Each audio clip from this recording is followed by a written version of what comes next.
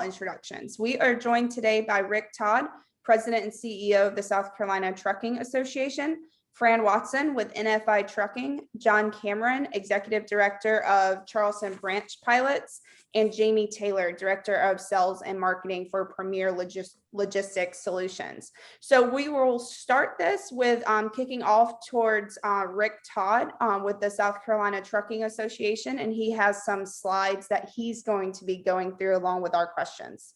So Rick, I'll move it over to you. Presently, the supply chain is strained between capacity allocation, ship delays, etc. Can you touch base on some of the issues that you are seeing in South Carolina? Yeah, and if you don't mind, I've got just a series of slides that I can run through really quickly and probably answer most of the questions that you have. Of course. I think can you see the screen?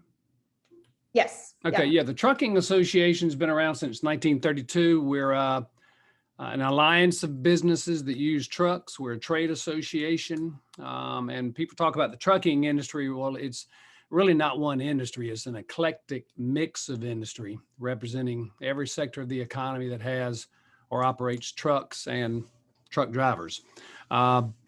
We like to say trucking is everybody's business. People don't necessarily like the trucks. They want their stuff, but they don't want the trucks that bring it. So there's really no way to separate a demand for truck services from economic growth. More than 70% of the tonnage is moved by trucks, over 80% of the dollar value.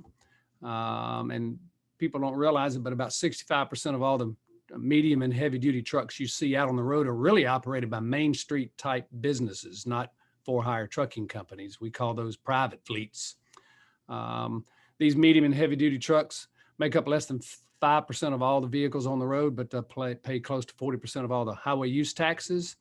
And all the other modes require some type of channel, whether it's deep water for a ship or a track for a train or an airport for planes. So trucks serve all those other modes, and we've got a very truck-centric economy. So you can move to the next slide. The economy was just going on all cylinders, and then seemingly came to a stop almost overnight. So everybody went into a scramble mode for acquiring the 3P equipment and implementing their own company procedures, really just on the fly. Every industry, every profession was scrambling to be determined as essential. We had to approach local, state, and federal officials just to make sure that we could keep the supply chain going and to make sure that trucks and truck drivers were deemed as essential. Here in South Carolina, Team South Carolina and all the agencies led by the governor, along with law enforcement agencies, basically put some preemptions on a state level and removed any potential barriers or hurdles. Secretary Hall said we want to keep the trucks rolling. So we got waivers, suspended state and federal rules on hours of service, some extent size and weight, and registration and licensing requirements. Delayed most of that. None of that's ever permanently suspended, but temporarily. And a lot of our folks started working from home, but you can't truck from home. So the trucks had to keep rolling. Depending on what you're hauling, you got impacted differently. But back 1 second. So fleets deployed their assets as best they could according to their normal obligations, but if they had to redeploy, they did. The industry responded by going more touchless, more electronic, less paper. I think that's going to be a permanent trend. For a little while, our drivers were really recognized for their essentiality. The industry has been in a good position in terms of how desperate we are for truck capacity. The COVID kind of started it. And then oh my gosh, I lost my slide. And then the Colonial Pipeline, with fuel supplies being so desperate, kicked it in a desperate mode, and now with the supply chain being messed up worldwide, people are really appreciating trucking. So I don't know what's going on, but we had not the technical glitch, and I don't have you in front of me, but I'm assuming you can still see the slides. Can you? Yes, yeah. Okay, so kind of to your question initially, after that background, lockdowns really kind of choked everything out for the most point. And now that we've been restarting, everything's kind of stuttered, fits and starts. And, the demand is kicked in a big way. And it's hard to put the pedal to the metal when you don't have enough workers to feed the supply chain. So the pent-up demand is also contributing to the congestion and the supply chain disruptions that we're seeing today. You've got container imbalances worldwide, which really increases costs to reposition and delays everything. So we see serious congestion at the ports and the railheads. The surge of demand is overwhelming these facilities, which were not designed or built for the kind of volumes we're seeing right now, and it's created great strain. And it's going to be a while before everything settles back. The takeaways were that trucking is resilient. I think we all are. And if you're still standing, you're in great demand. It's really brought to light the driver shortage. We've been talking about it for years, and now we're seeing it. Probably half of CDL drivers out there today are 50 years old or older, so they're going to be retiring and have been.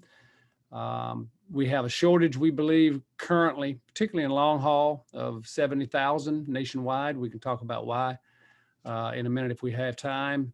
And then you can see the projections going forward as to how that's just going to escalate and get worse. We got a war on carbon going on, and with the recovery straining fuel supplies, we're seeing higher fuel prices, and that's probably here for a while. E-commerce, work from home, home delivery, the shortening of supply chain is all contributing to changing the trucking industry and the whole supply chain. And companies are having to realize that they've got to be better, especially small companies are having to have contingency plans. So we've learned a lot from that, and we've got to figure out how to do better. And then public policy matters will be debated. Working from home has changed commuting patterns. Is that permanent or not? We see a little bit less traffic on the road out there. So what does that mean in terms of transportation infrastructure and funding it? We're going to have more, but maybe smaller trucks as people try to avoid CDL requirements, stay under that threshold, and do more local trucking. You got to be 21 to cross state lines with a truck or with interstate freight, and you can be 18 to drive within any state in this country. So that's an arbitrary old rule that we need to change, and that would provide immediate and additional driver capacity if we can get that done on a federal level. There's, of course, tremendous competition for capacity, transportation capacity of all kinds, and that's caused businesses to poach from each other because we can't seem to find the increased worker pool. Electrification is going to have some issues, as will autonomous vehicles. That's still a ways down the road, but it's in the think about phase right now. Lawsuit abuse, I mentioned that because as we get pressed to employ younger drivers, entry-level drivers in all sectors, some of them may have, they certainly will have less experience, but some may have some blemish on their record. And if they happen to be involved in an accident, it's not even necessarily their fault, or if they have some contribution, the lawyers are going to try to claim that they've been employed negligently, that they entrusted that vehicle negligently to an unqualified person. So we need some lawsuit abuse reform, and we can talk about that. We need more truck parking and to relieve some of the stressors on drivers. And then we've got to find the workforce of the future. DMV's got to do a better job of turning around testing and licensing. We've got too many delays there. That's how government can help. And then, of course, we need some protections from a runaway far left Congress that may want to shut down the independent contractor mode and promote unionization, which are threats. And then finally, workforce. That is everybody's number one concern. It's toughest in the CDL realm because you just can't create a truck driver overnight. And we've done a public-private partnership workforce initiative called Be Pro, Be Proud, where it focuses on promoting the skilled trades in high schools, truck drivers, diesel technicians, heavy equipment operators, forklift operators, and construction workers. We raised $1.2 million from the private sector and then got the state to provide over $600,000 annually to operate this, get it inside the high schools where we can maybe remove the stigmas attached to blue collar work and get these kids excited about these really good paying jobs. And then we've been staying in the news a lot lately just because of everything we're talking about today. Tried to run through that quickly, and I'll turn it over back to you. Yeah, perfect. So we touched base on some of the initiatives within South Carolina to promote trucking, but maybe you could speak on just how important trucking is to South Carolina and to the general economy. Well, I think I did that, or I tried to do that in the first couple of slides. If you use it, eat it, move it, whatever, make it, you got to use a truck. And one of the things that I talk about with you and SC Logistics from time to time is that, like I said, trucking is an eclectic mix of industries. So it's not just those fleets who do intermodal work or provide services for manufacturing. It is agribusiness, petroleum transportation, retail, forestry, home delivery. So it's really, trucking is everybody's business. All right. Well, thanks, Rick. And we'll continue on the trucking portion of it and speak to a driver with NFI, Fran Watson. Hi, Fran. How are you today? Oh, good. How are you doing? Good. So how long have you been in the trucking industry? I've been driving since the late 70s. Okay. During COVID, what were some of your main struggles that you saw and maybe continue to see today? The main struggle that I saw during COVID, which I worked through, NFI saw we needed to switch right to delivering food products. So we went right to that. But the main problem I saw was getting food for the drivers because most of the places were closed. Right. And most of the restaurants inside of truck stops were closed. So you had the little bit of food that the truck stops had, but you can only eat so many hot dogs. I mean, Right. but other than that, we didn't have any trouble getting fuel. We didn't have any trouble getting showers. NFI was very good about giving us gloves, masks, protections, sanitary stuff throughout the whole deal. I had it in my truck at all times. So other than that, the food was the big thing. Okay. Do you still maybe post-pandemic in the height of e-commerce, can you maybe shed some light on how trucking has changed or, how trucking has changed since you started? Well, since I started, there's been a lot of changes. Probably too many to go into today, but the big thing lately is the traffic. I mean, even today, yesterday I sat in 2.5 hours worth of backup. I mean, it's just every week. It used to be once in a while, but it's every day. Every day you're sitting in a backup. Last week, 4.5 hours, dead stop in the middle of the road. I mean, it's tough to get down the road every day without a backup. I don't know if it's because of the roads are being worked on, many accidents, cars and trucks. I think one of the problems with that is cell phones. Every car that goes by me is texting. Every Right. car. I mean, it's just, and they don't see you and they don't see what's happening, and there's an accident. Right. And it holds us up. So we can't get to our customers on time because we're sitting in the road waiting to either have it fixed by construction or have the accident pulled out of the way so we can continue down the road. And that's, in the last 10 years, I've seen a lot of change in that. The traffic is just tremendous. Right. Do you see, obviously, port congestion and whatnot's a topic nowadays as well, and kind of an issue. How are you guys kind of handling that? Do you have to maybe get to the port earlier? Are you trying to do a little bit more runs, or what's the process that NFI is going through for that? Well, they're trying to get more local drivers.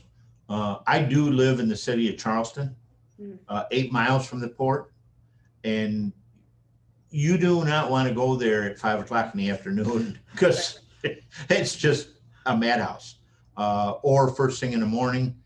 And the ports are just, I mean, it's a steady stream in and out. I mean, they just can't keep up. And the roads down in Charleston aren't big enough to handle the flow. I mean, it's just, you're going to sit in the backup. It's guaranteed. Right. Touching on some of the things Rick talked about, maybe 18-year-olds, 21-year-olds with the interstate and crossing state lines. What's the future of trucking? Where do you see trucking going, in your opinion on this? I see a lot of this, or have heard a lot about electric trucks, trucks that are driven by a computer instead of a driver. I believe UPS is trying some of them out in the Midwest. I think it's going to come eventually. My big question is, what are they going to do with all the batteries when they're no good?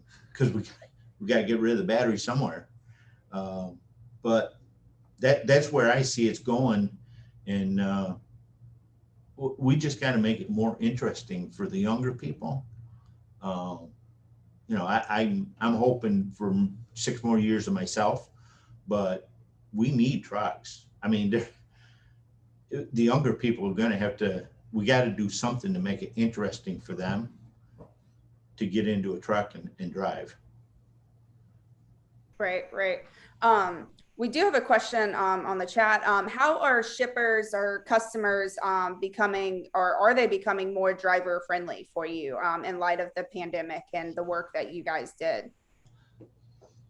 Well, the shippers and the people that bring us in, they're pretty good. I mean, during the pandemic, they were happy to see us pull in there. I happened to take a load to a Sam's Club, and there was a line of people all the way around the Sam's Club to get into Sam's Club to shop, and they had the driveway blocked. Well, I just rolled down the window and I said, "Hey guys, I got a load of toilet paper, and if you let me through, you can get toilet paper." Well, that whole crowd just disappeared. They, "Come on, Drucker, come on." So, right. They realized, hey, if we don't let these guys in, we're not going to be able to buy what's on his truck. So that did make me feel good that, hey, they realized, hey, this guy's got what we need, but every truck has got what somebody needs, whether it be gas, food. I mean, it's just the way it is. Everything is brought to you by a truck. All right. Well, thanks so much, Fran. And if there's any more questions, we'll circle back as well. So now kind of moving on to the maritime portion of this, and we'll be speaking with John Cameron with the Charleston branch pilots. Hey, John, I wanted to see if maybe you could give some background on the role the pilots play in the logistics industry. Well, thank you. So the harbor pilots are we're the only folks that are on every ship, and by state law, every vessel that's moving commerce internationally, which is almost all of our trade, has to have a South Carolina pilot on board, and that pilot is there to guard against navigational accidents for the sake of the public, the environment, the flow of commerce, and the mariners on that ship and on the waterway. So we literally touch everything that comes and goes through the port. And while our main goal is safety, most often we're concerned with the efficiency of the port, getting ships into their berths, getting ships out of the way so ships can come into port. And that scheduling is very dynamic, and we know a lot of people depend on it. And so we're constantly balancing the safety risk versus the efficiency. So I don't mean to make that sound like it's an undue burden or anything, but that's the role that we play, and we're kind of uniquely suited in that we're the only people that touch every ship. The tug companies are a separate business, and there's more than one tug company. Customs only boards the ships that come directly from overseas. The Coast Guard selects ships based on how they target vessels for inspections. And I'm talking about on the water. Of course, once they get to the dock, it's the terminal that they're at, the Port Authority, if it's cars or vehicles, cars or containers. But we actually take ships to 28 different places in the port. Only 5 of those are Port Authority terminals. There's a lot of private activity that goes on here that accounts for about 15% of the there's a lot of different ways to count maritime traffic, whether it's tonnage or value or just number of ships. So we want to get it there because we know that the trucks are waiting for it. A lot of people are waiting for it. Just like the previous gentleman said, everything on a ship is important to somebody. Somebody's paying a lot of money to get it across the ocean, and we're trying to get it there on time. What I wonder about is, the consolidation to larger ships is got to impact the shoreside infrastructure probably more so than it affects us. Bringing more in big bursts on big ships is got to put a strain on things. I would say from our standpoint, it's not really an issue. Every year we see about 5% fewer container ships calling on the port, and every year we see the average size of a container ship going up about 5%. So the capacity of ships coming and going through the port is remaining constant, while we're handling typically 50 fewer ships a year than the previous year. But trade-wise, it's a wash. So Taylor, I want to focus this on your group. That's the general. Is there anything you want more specifics on? Yeah, so you were kind of touching base on how things are changing with the bigger ships. Where do you see kind of the pilots going with this and whatnot? So maybe just expand a little bit more on that. And then obviously, any sort of with a change on COVID and, congestion and everything, how did things change during COVID? What are some of the things that you guys did that versus, other pilot associations and whatnot? Well, thanks. Well, those go hand in hand. At the same time we were dealing with COVID, we were also preparing for, the largest ship we ever had. So training people during COVID was a huge nightmare. And Elizabeth next to me here dealt with most of that. But just to step back a bit, for us preparing for bigger ships, we've had several largest ship ever events. And, the classes of ships has grown over the last 10 years from, 8,000 TEUs being a big ship to, 16,000 TEUs. And as we jumped to 10,000 and 12,000 and 14,000 and 16,000, each one of those was a whole training evolution. And so we've been sending our pilots to these simulators. There's only a handful of them around the world. They're theaters, circular theaters. So our favorite one's actually in Baltimore. And so pretty much every year we've sent at least half of our pilots, because it's been about every 2 years between, a major jump in ship size, up to the simulator, and they'll spend 3 days there, and they practice bringing big ships through the same old channel, just like, again, the previous gentleman was saying, we got more stuff on the same roads. we got bigger ships in the same channels. Even our new deepened channels weren't designed for a ship as large as the Marco Polo that we had a few weeks ago, but we trained and we made it work. Fortunately, the simulator is tougher than real life, and that's the way it needs to be. But windage and weather affects the larger ships much more so than the smaller ships. We did find with the Marco Polo that it was a little more sluggish to handle. It was, even though that wasn't a windy day, the wind effects on that ship were more noticeable.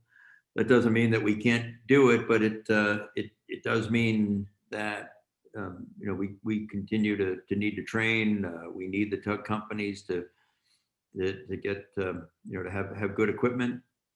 We can get the ship to within a mile of the terminal without a tug usually, but that last mile, just like in any other logistics chain, is the most important, and it's a team effort between us and the tug companies, and then the line handlers that are on the dock that are ready to receive it. The tug companies are struggling. Their rates aren't going up, but everyone needs them to. Everyone needs new equipment. A tug's $20 million or more, and if your rates don't support, building up your infrastructure, that money's got to come from somewhere. So there's no free lunch, of course. So anyway, it's a training evolution. It's more risk. We saw what happened in the Suez Canal. An accident with one of these ships is going to be a long-term event, and it's going to have devastating effects all the way down the supply chain and everybody who relies on it, and everybody who. So the pilots are licensed by the state to look out for the safety of the port and minimize the risk of an event like that. I don't know exactly what caused that event, but we make a go no go decision consciously on every ship, and the only time we say no is in an extreme weather event or fog. Certainly hurricanes. We do have fog closures here, maybe 9 or 10 days a year on average. We're pretty fortunate, actually. Other ports have a lot more, a lot more imposition by fog, but we won't go if we can't see. And it's important because the consequences of an accident are devastating.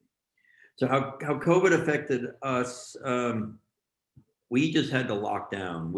There's 18 pilots. It takes 3 a few apprentices training at the time. Sorry, can you repeat that? You broke up after you said there's 18 pilots. Yep. When COVID started affecting how we do business, we had 18 pilots. We had 3 apprentices training at the time, but it takes 3 years to train a pilot. So we couldn't afford to have the virus take out several pilots at once. So we locked down pretty hard. We segregated our work crews so that the boat operators and the pilots worked together as a team and wouldn't allow cross-contamination between groups. We really went underground, and we had to, and it worked. I think the smartest thing we did was we hired a doctor as a company consultant. He was the occupational health director at Roper Hospital.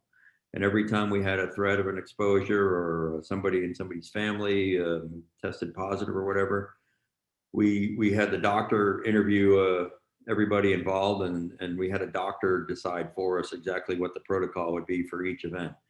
And that made it, that made it so that it was fair for everybody. It was, an outside source that we deferred to. And I credit that with being the biggest reason why we're successful in, we lost, I think, 3 pilot days to COVID. 3 pilots in quarantine when they otherwise would have been on duty. So it did affect our business substantially, like everybody in the first part of the pandemic, but we made it all back. But in June, we were down 14% compared to where we were the prior year. And that's in revenue and everything else. And a lot of people I understand would have been very grateful for only a 14% reduction. By the end of the year, we made almost all of it back. The second half of the year was tremendously busy in the port. But the biggest industry, of course, that was hit was the cruise ships. We were down, I think, 80 80 cruise ships through the year. We ended up being off 200 ship arrivals in 2020 versus 2019. Car carriers were actually the second biggest drop. We had 9% fewer car carriers come through the port in 2020 versus 2019. And unlike the container ships, those ships are not getting bigger. Their capacity has been pretty constant for the last few years. But when a ship had a COVID problem, it was a big problem. There was a ship that had an outbreak when it was in Norfolk, and it was due here next. It sat offshore in Norfolk for 2 weeks with all those containers tied up, and they changed the crew out, decontaminated the ship. Then it went to Freeport and offloaded its cargo and went somewhere else in the world, and all that cargo had to get shipped back. You know, and the human tragedy too. Thank God for the seafarers ministry that you know, helped people through so many crises. But you know, we had a ship calling here with a deceased crew member in the freezer from COVID, and you know, the human toll on the mariners was extreme. And if you know, if people have time, read some of the stories about, you know, how it affected life at sea. We are extremely fortunate compared to the permanent crew members on the ship. Yeah, I think well said. All right, well, thank you, John, and we'll turn it over to Jamie Taylor for warehousing. Hey, Jamie, how are you this morning?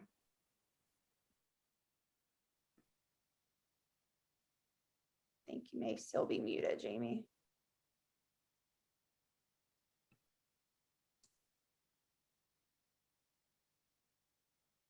Hey, Jamie, can you hear us? Yeah, I can hear you. Something's going on my computer. I apologize. No, it's all right. So I wanted to see if you could talk about warehousing during 2020, and then maybe shed some spotlights on the e-commerce and kind of how that's changing the warehousing space as we move past the pandemic and last year.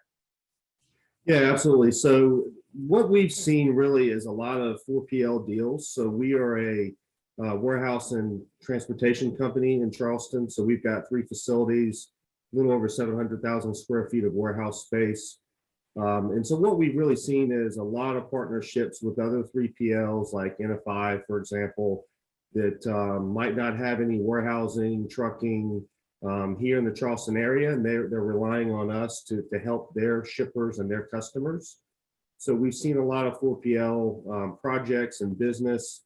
And so that's what we've really seen. And we've also seen a lot of shippers that are in desperately need of getting containers off the port because they've got limited free time or what have you, or limited truck capacity. And so we've seen a lot of transloading, cross-dock opportunities. Whereas previously, before the pandemic, a lot of the containers would come in and they would be direct trade, excuse me, to their shippers or to their clients.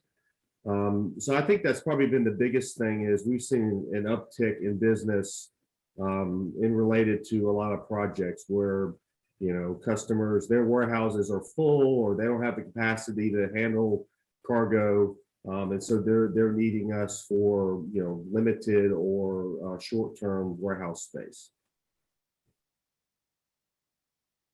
Okay, so circling back to kind of the e-commerce and port congestion, obviously warehousing and automation, as well as technology and logistics, is kind of playing an important role. Where do you see warehousing fitting into this with the automation, the technology that's coming nowadays?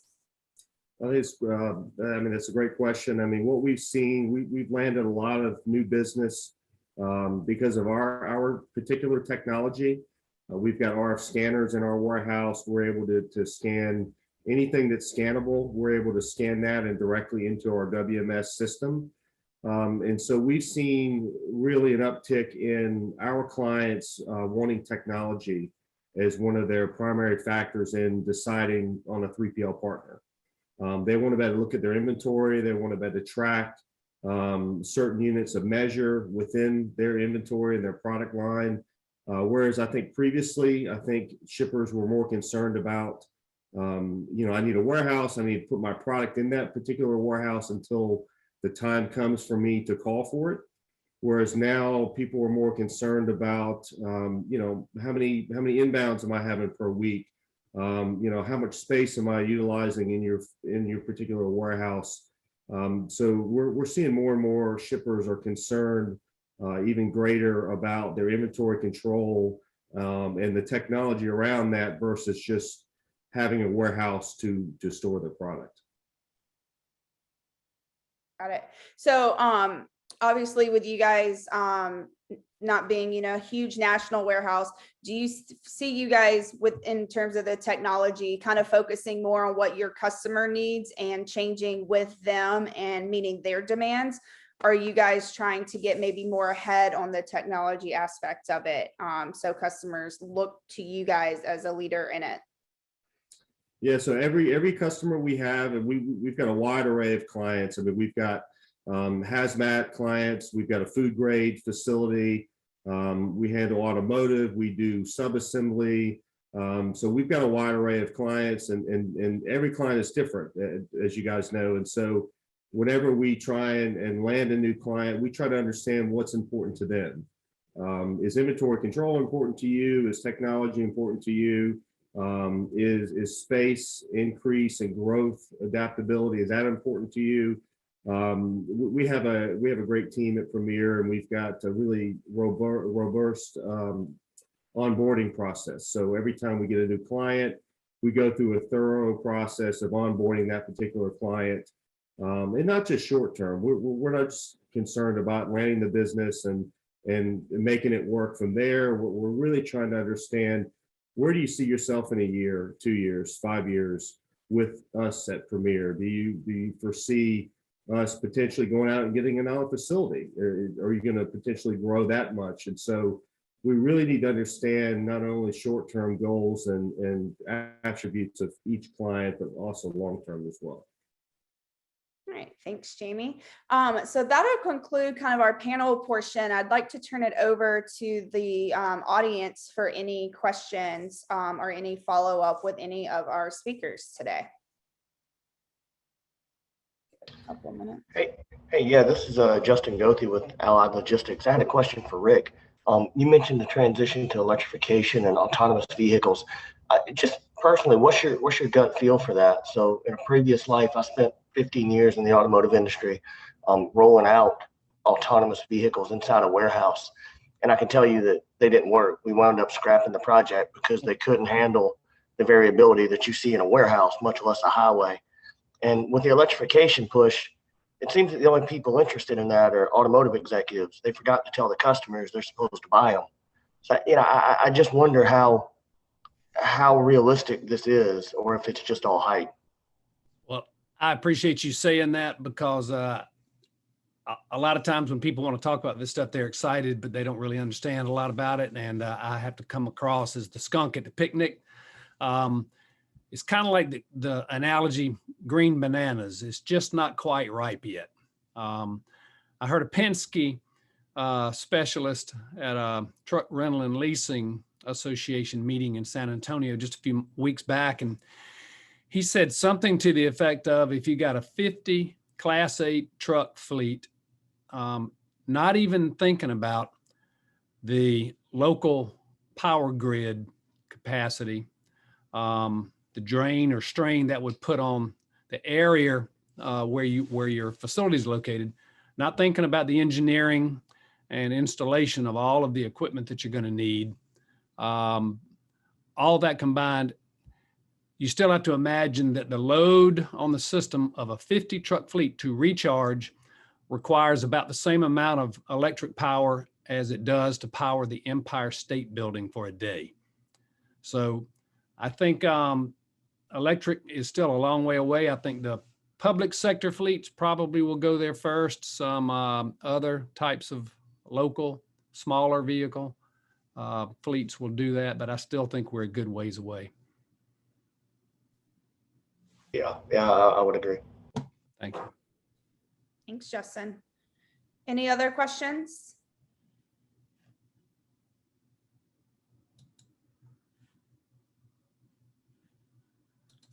Okay, well, if anyone has, yep. One quick question. This is Kevin with Cost Talk Solutions. Panel, what have you, obviously a bit difficult to forecast the future, but are you getting a lot more feedback from customers about the permanency of cost increases for the logistics solutions they offer? Say a manufacturer or other companies, is there a realization that some of these costs are here to stay versus people are thinking, oh, another year from now, rates for trucking or warehousing space, whatnot, is going to drop off? Do you have any feedback on that? Taylor, if I may answer to that. So what we've seen in the warehousing transportation sector is we've had to increase our trucking rates, even our local drayage rates, which have been constant the last 3 or 4 years. We actually just increased those recently. Our chassis rental costs, we're up to $35 a day. I think some other carriers are probably within that realm as well. But on the warehouse side, we typically see 4 to 6% increase. We sign contracts with all of our warehouse clients. And so whenever that annual contract year is about to be expired, we have conversations with each and every client about, how's the business going? How can we be more efficient? And then we obviously discuss potential price increases. But with COVID, we've basically, we've still tried to go to certain clients that have had stagnant rates or where the business demands higher rate increase.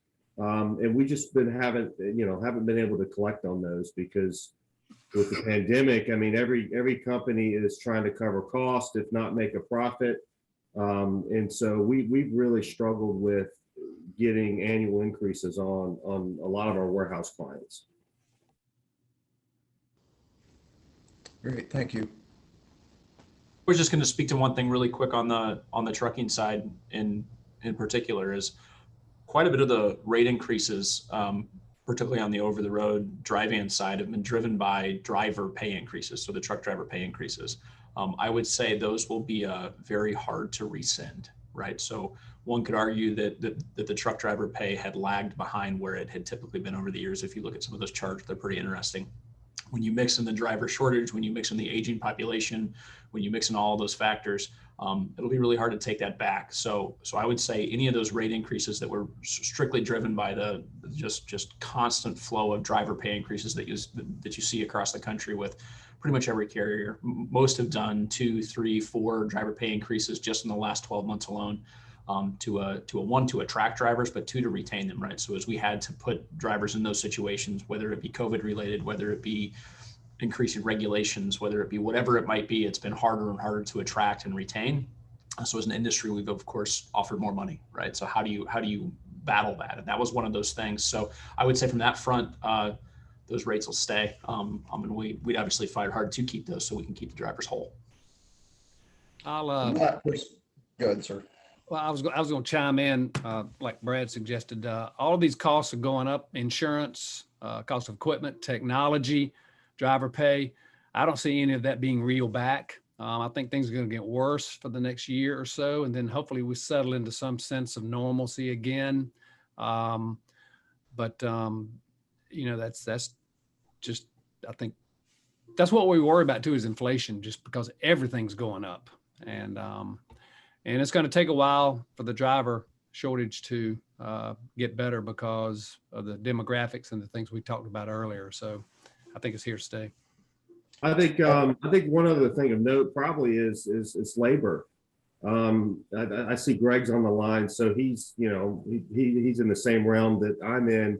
We've had a tremendous challenge of getting adequate labor to unload containers, to palletize containers. Whenever we do get adequate labor, they're demanding higher cost, even down to forklift operators. We're having a tremendous challenge keeping and retaining adequate forklift operators. And as you know, in warehousing, I mean, if you don't have a forklift operator, it's very, very challenging to move product around a warehouse or palletize product or anything. And, I think also in our particular region, Charleston region, we're competing with the Volvos and the and the Mercedes-Benz and the like for labor. And so I think that's been a tremendous challenge in general, and as the pandemic has gone on. Have you folks seen shippers come to the table being proactive and asking about how can we be a better customer to make, create some benefits for, say, the driver shortages and the warehouse worker shortages? Is there anything shippers are doing proactively or to help in that? What we've seen is a lot of shippers, and which are predominantly our clients or shippers or their brokers that are handling the freight for them. They've been really proactive as far as, what do you guys need? Do you need documentation sooner? Do you need a forecasting of, hey, we got 40 containers on the water, they're going to be here, next month or in 2 months down the road. So I think what we've seen on the 3PL side is there's a lot of more foresight and projections and forecasts that our clients are providing for us, which is very critical. We want to have as much documentation on their particular products and their containers and delivery orders, and we want to have everything that we can, because once we open the seal and start unloading the container, we need to know exactly what all is in that container and how to properly handle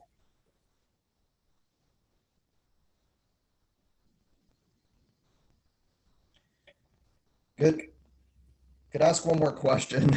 Yes, yeah. Hey, this is Kevin again. Is just kind of a point of curiosity, from maybe unloading the containers and like maybe the Charleston Pilot Association. Has there been a dramatic discussion point on the reality that freight coming from anywhere in the world coming through the ports or through a warehouse, perhaps the biological contamination that COVID maybe kind of exposed, that might change the way product is even handled or evaluated before the container is open? Obviously in the food supply chain, that's been around for years with bugs and other contaminations of agricultural, infestations and things. But maybe from a biological standpoint, perhaps exposure. I know back when COVID initially came out, they were saying that it could live on cardboard, right? So packages left on your doorstep for days or whatever, and then it became, well, that was really a non-issue. But it's certainly got to change the perspective of how companies are shipping stuff from any part of the world, and possibly cross-contamination to our own population. Any thoughts? Well, on the ships, this is John Cameron. The crew on board has very little interaction with the containers or what's in them. Now, having said that, you've all probably heard about the explosion in drug smuggling that's going on in containerization. And there was a ship that went by here from South America to Philadelphia, and somehow or another they stopped offshore and loaded 10 tons or something of cocaine into a container. And I sat around with all my ship buddies trying to figure out how they did that. But for the most part, the crew doesn't touch the containers at all. When they get to the port, the stevedores and the longshoremen do the loading and the offloading. The ship's crew actually turns the ship over to the shore crew. So, but what we also see or hear about are unmanifested or poorly manifested cargoes and hazardous materials. That got a lot better after 9/11, but it's still an issue. And if you don't properly declare what's in a container, there can be a huge chemical problem. Most of the time, reports of chemical leaks are done properly. The Coast Guard needs to be notified, and then they'll notify the appropriate authorities. But things leak out of containers, and when crew members see things leaking out of containers, they're supposed to report that, and chemists will come and evaluate what it is and compare it to what's manifested and what the hazards might be. But that's another major imposition on a ship and all the other cargo on board. I've seen ships held up for 3 and 4 days because one container is leaking something, and the other 8,000 containers on board are held hostage. But container ships are just one kind of cargo that we handle, and the crew members themselves obviously are coming from all over the world, and they have to report any illness, whether it's COVID or not. I mean, the way COVID was reported and handled on ships really wasn't any different than Ebola or swine flu or any of the other lesser outbreaks we've seen. I'm not aware of an issue where crew has been sickened biologically from the ship's cargo, but I've certainly heard of plenty of issues where crew has been sickened by chemical releases from containers. Fortunately, not here recently.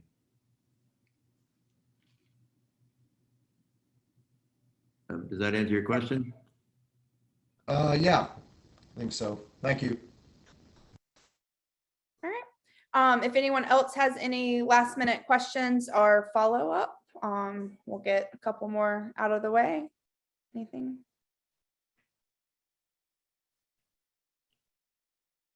No? Okay, well, I just wanted to say thank you to our panelists today. As Adrian mentioned earlier, this is recorded and we will get that sent out. So if there's any questions or follow up, please don't hesitate to reach out to us, and I'll see what I can do about getting you guys the answers that you seek. All right, have a great day, everyone. Thanks, Taylor. Thank you. Thank you. All right, bye, guys. Bye-bye.